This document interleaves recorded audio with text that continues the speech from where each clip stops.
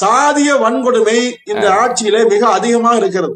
கடந்த ஒரு நாள் முன்னும் பார்த்திருப்பீங்க, சிவகங்கை மாவட்டம் மானாமதுரையில ஒரு தாழ்த்தப்பட்ட இடத்தை சேர்ந்த ஒரு இளைஞர் கல்லூரி மாணவர் ஒரு பைக்ல புல்லட் வண்டி வாங்கி ஓட்டுறாரு, அதை பொறுக்க முடியாம கை காலில் வெட்டுறாங்க.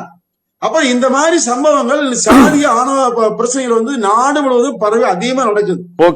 இதுக்கெல்லாம் காரணம் நாங்க நடவடிக்கை எடுத்தோம், கைது பண்ணோம், சிறையில் அடிச்சவங்க.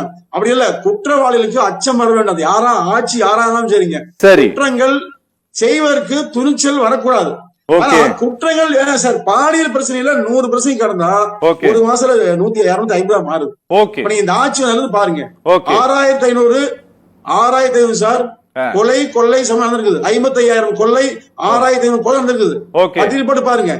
இதை தடுப்பதற்கான எந்த தார்மீக பிரச்சனையும் பேசாம முதலமைச்சர் கையில் வைத்திருக்கிற காவல்துறை வைத்துக் கொண்டு கம்பெனி வந்து வேற யாராவது கொடுத்தலாம் துறையை சொல்றாங்க, இவர்கள் கையாள முடியல.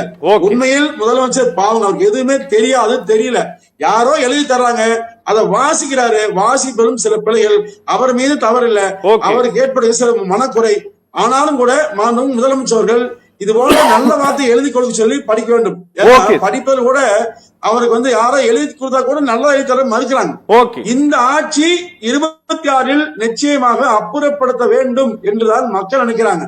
அதை தெரியாம யாரோ சொல்வதை நம்பிக்கொண்டு மாண்புமிகு முதலமைச்சர் ஐயா ஸ்டாலின் அவர்கள் தப்பு கணக்கிட்டு தான் ஒன்றை எதிர்பார்த்தால் ஒப்புமோ இயற்கை விதி என்கிற மாதிரி இயற்கை விதிக்கு முரணாக பேசிக் கொண்டிருக்கிறார்.